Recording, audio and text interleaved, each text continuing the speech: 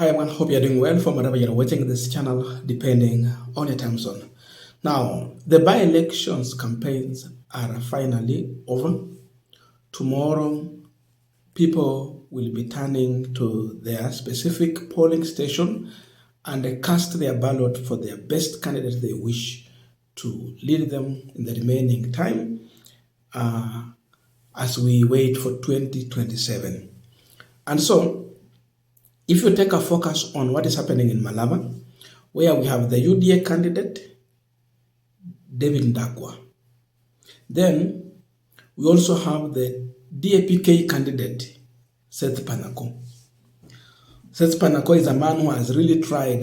He even vied, he was number 2, with a difference of like 2,000-3,000 votes from the late former member of parliament. So today he's on ballot. Then the MCA, Ndakwa, is on ballot.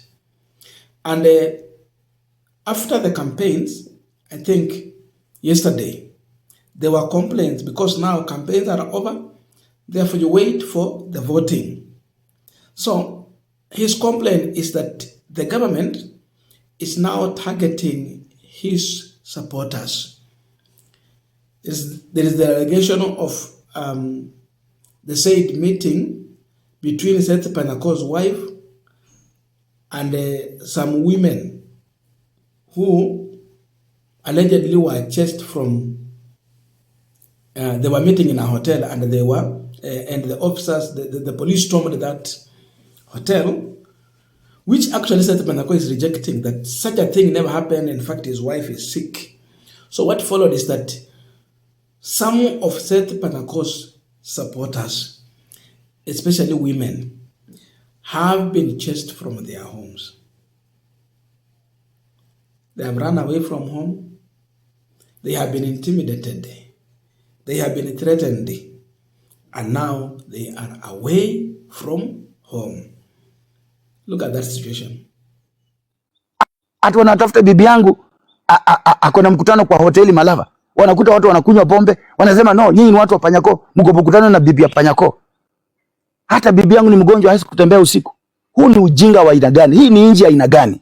William Ruto, kama wananchi wamekukataa, please just pack and go honorably because you will be one term. Hatuwezi kubali ujinga wa namna hii katika nchi yetu. Imagine wanatafuta mke wangu usiku. Watu hawana amani. Wale wananunga mkono especially wa kike wamehamishwa kwa maboma yao. Wengine hawaishi kwa maboma yao, lakini nimewaambia leo warudi kwa maboma, sisi tuta provide security kama serikali haiwezi kutupea security.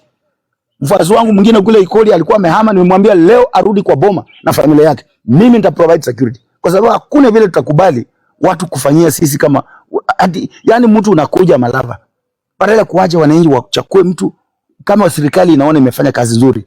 Watu wanaipenda. Kwa nini kuhonga wapiga kura? If indeed such a thing happened, that people are being chased from their home because when they look at you, they see you are a strong supporter, a campaigner, and probably a reliable agent for Seth Panako, you are being chased from your home, you are being threatened, you are being intimidated.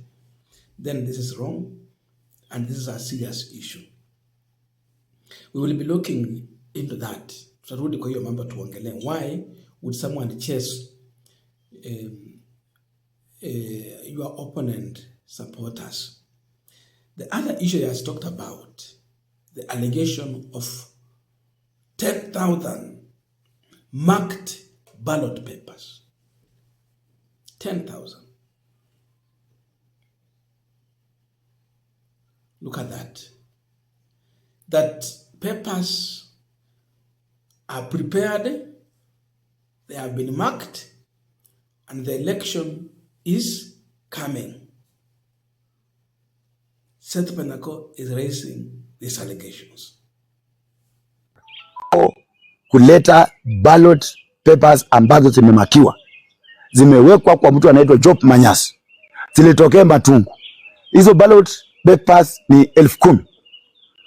Mimi nataka kuwasihi polisi wale wako genuine na IBC wahakikishe kwamba hizi ballot ambazo zimemakiwa na Faruk Kibet na Wangwe na Bina Bwera zisijaribu kuingia Malava.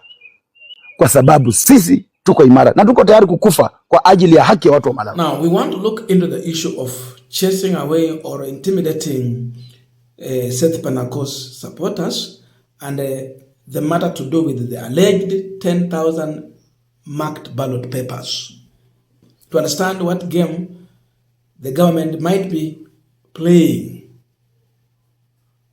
in Malava. But before we go deep into that, I have a quick and humble request for those who are watching the channel and you have not subscribed, please consider subscribing.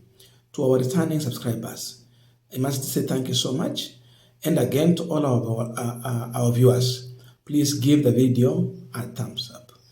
Thank you so much, and back to our discussion. Now, when you look at this issue, if it is true, then this tells you that the government might be learning that the UDA candidate might not win the election. You know, by-election is very tricky because even getting people to go and vote is not easy. If it is a general election, it is easy because someone wants to go and vote for several people, so you will have people. But the issue of by-election, you can even end up getting a person who was not even popular. Why? Because you have to look for a way of mobilizing these people. It even includes using money. Imagine serikali iko na hiyo uwezo mpaka ya kulipa watu waende kupiga kura. Yani unapea watu kitu, then you mobilize, wanaenda wanapiga. So winning this by-election, sometimes you might find a wrong person in a position of power and influence just because the people did not turn out to vote. The issue of turnout is a big issue in a by-election. So when you look at that, then at the very time, you see the government intimidating Seth Panako's supporters. So this can be an attempt to subdue these people. If they were the mobilizing team for Seth Panako, they have been chased, so they cannot mobilize. Kwa by-election, mobilizing is everything. Sababu, there is vote apathy in a by-election. So mobilizing is everything. If you are chasing away his team and you targeted it, that he is using to mobilize, imagine where you are leaving these people. First of all, you are chasing them from their homes, you intimidate them, and you are threatening them. So that Seth Panako's team will not have ample time to mobilize. And once they fail, your candidate anakuwa free because his group and his team, they are mobilizing. This can be one of the orthodox means that the government is using to make sure that their candidate is winning. Alafu watasema UDA ndio inaongoza. Because look at this. Okay, when you go on to intimidate some of these people, after they have been subdued, you know, what might happen also is that when you threaten someone to an extent of hawezi kaa nyumbani kwake na amani, then you later call that person, alafu you compromise the person, and then mfanya hii kazi, lakini msifanyia huyu jamaa wake na wa interest, but go there as his agent. There can be such a thing, such that Seth Panako will end up having a compromised team of agent that might not really work for him as interested because they have been compromised through intimidation, then through bribes.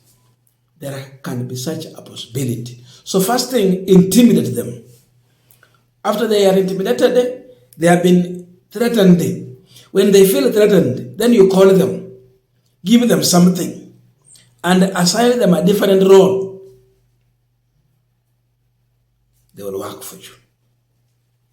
So if there is such a plan there, really, Seth Panako, as I said, he has to have his way of providing security to his agents because they are now becoming a center of target. They must have proper security as he has promised, if indeed he is serious in this by-election. protect them, pay them well. If you don't pay them, there is someone who will pay them and they will compromise this by-election.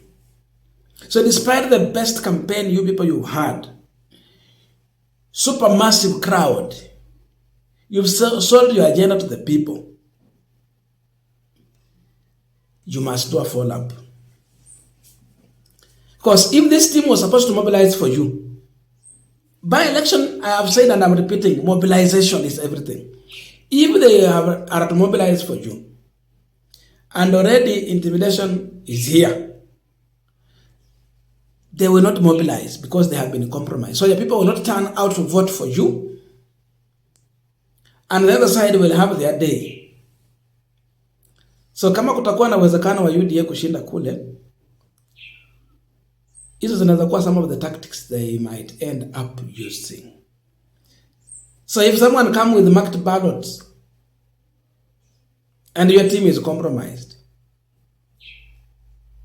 so tell me what will happen at the end of the day. So if this is true, then the government has decided either by a crook or by every means, they want to assert their authority. That is what is happening in Malava. I don't know your views, but please let us know in the comment section so that we can continue with this Punchline discussion. Thank you so much and see you in our next video.